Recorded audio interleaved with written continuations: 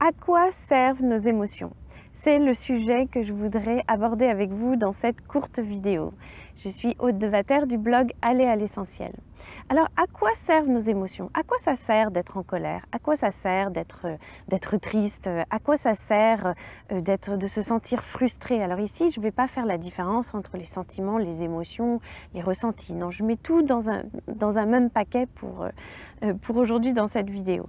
Donc, à quoi ça sert en fait une émotion? Je me rends compte que la plupart des gens trouvent que les émotions en fait sont encombrantes, ne sont pas agréables. C'est vrai que être traversé par des émotions de frustration, de tristesse, ou juste de mélancolie ou de mal-être un petit peu subtil, c'est pas forcément une partie de plaisir, c'est sûr.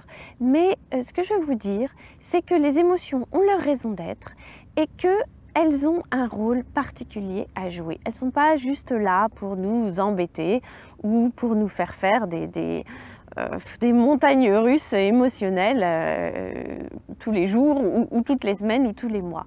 Non, les émotions, en fait, ont leur raison d'être et en fait, elles nous indiquent quelque chose. Les émotions, c'est notre GPS intérieur. C'est le système émotionnel fait partie intégrante de nous. C'est comme le système nerveux, le système respiratoire, et ben, on a le système émotionnel. Et ça fait partie de nous.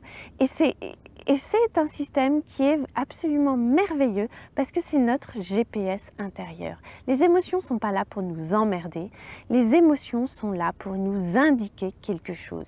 Et pour nous indiquer quoi? Que nous avons des besoins qui ne sont pas satisfait, sauf quand c'est une émotion de joie, ben là tout va bien, d'accord? Mais voilà, quand on a des émotions qui sont donc désagréables, tout le panel des émotions, des ressentis, que ce soit des choses très, très claires comme la colère ou bien alors des ressentis beaucoup plus subtils où on sent qu'il y a quelque chose qui coince juste à l'intérieur de soi, ce sont des choses qui nous indiquent quelque chose. Et nous avons besoin d'entendre, d'écouter, d'être attentifs à ces indicateurs. Donc ne laissons pas de côté nos émotions parce qu'elles ont un rôle bien particulier et bien précis vis-à-vis de nous. Elles nous rendent bien des services, nous devrions vraiment les remercier et en prendre soin. Donc qu'est-ce qu'elles nous indiquent? Elles nous indiquent que nos besoins ne sont pas satisfaits, quand ce sont évidemment des émotions plutôt désagréables. Par exemple, si vous avez peur, eh bien, ça nous indique que notre besoin de sécurité n'est pas satisfait, par exemple. Si par exemple vous êtes en colère parce qu'on vous a volé votre voiture, eh bien ça peut vous indiquer plusieurs besoins qui ne sont pas satisfaits. C'est-à-dire que vous avez un besoin de propriété qui n'est plus satisfait, un besoin d'insécurité, enfin de sécurité qui n'est pas satisfait parce que du coup vous ne vous sentez plus en sécurité puisqu'on peut vous prendre vos affaires. On vous a volé donc votre voiture qui fait partie peut-être qui a un rôle social, donc votre besoin de reconnaissance n'est peut-être pas respecté, votre besoin de respect n'est pas respecté, c'est-à-dire qu'on n'a pas respecté vos affaires, vous vous êtes fait voler votre voiture, vous voyez, ça nous indique tout un tas de besoins qui ne sont pas respectés. Si par exemple, vous vous sentez frustré dans votre relation de couple, eh bien peut-être que votre besoin d'écoute ou de tendresse ne sont pas respectés. Peut-être que votre besoin d'amour, de bienveillance ne sont pas respectés. Si par exemple, vous vous sentez juste un petit peu pas très bien, vous n'avez pas d'émotion très claire, mais vous vous levez le matin difficilement, c'est une espèce de mal un peu diffus, mais peut-être que vous avez besoin de trouver du sens à votre vie. Peut-être que cette façon de vous sentir un petit peu mélancolique ou vague à l'âme, etc., ça vous indique que votre besoin d'accomplissement n'est pas satisfaisant, que votre besoin de reconnaissance, de trouver votre place dans votre vie n'est pas satisfait. Vous voyez, donc vraiment, ces émotions, elles sont là, ces ressentis, tout le panel des émotions, des sentiments, des ressentis, viennent nous indiquer quelque chose. exactement comme, vous savez, le tableau de bord d'une voiture. Quand notre réservoir d'essence commence à être vide, eh bien, nous avons le voyant de l'essence qui s'allume pour nous indiquer que notre besoin d'essence commence à... voilà, notre voiture a besoin d'essence pour continuer à avancer. Mais la plupart du temps, qu'est-ce qu'on fait? En fait, nous n'écoutons pas nos émotions, parce qu'elles sont gênantes, parce qu'on a appris que les émotions c'était pas bien, de se sentir en colère, qu'il fallait faire avec, enfin pour tout un tas de raisons.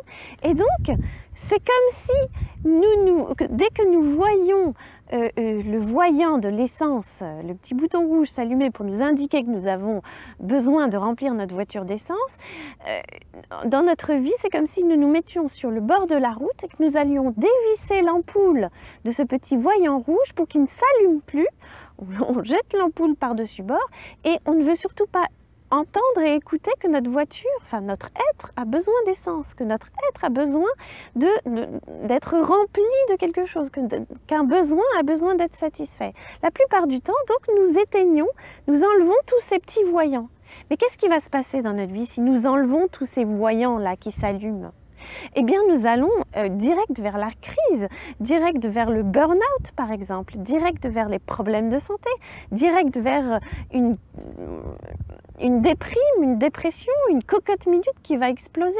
Pourquoi? Parce que nous n'écoutons pas ces indicateurs, nous ne nous respectons pas fondamentalement et donc une émotion en fait c'est fait pour être exprimée.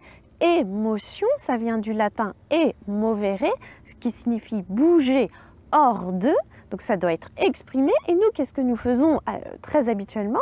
Nous faisons tout le contraire, nous imprimons les émotions, nous les empêchons de sortir, nous ne les écoutons pas et nous n'essayons pas de décoder ou de déchiffrer ce qu'elles ont à nous dire. Et donc, donc nous gardons le couvercle, nous mettons le couvercle sur toutes ces émotions et donc qu'est-ce qui va se passer si on n'écoute pas notre petit voyant d'essence? On va tomber en panne. Et donc nous tombons en panne régulièrement dans notre vie avec des crises plus ou moins majeures parce que nos émotions ne sont pas écoutées. Donc de grâce, écoutons nos émotions, c'est tellement fondamental. Elles sont là, elles ne nous veulent pas de mal, elles sont là pour notre bien, ce sont nos amis. Ce sont des indicateurs précieux. Donc vraiment, remercions nos émotions de nous indiquer les besoins que nous avons besoin de satisfaire, peut-être pour plus de respect, pour plus de sécurité, pour plus prendre soin de soi, pour plus de bienveillance et de douceur envers nous-mêmes.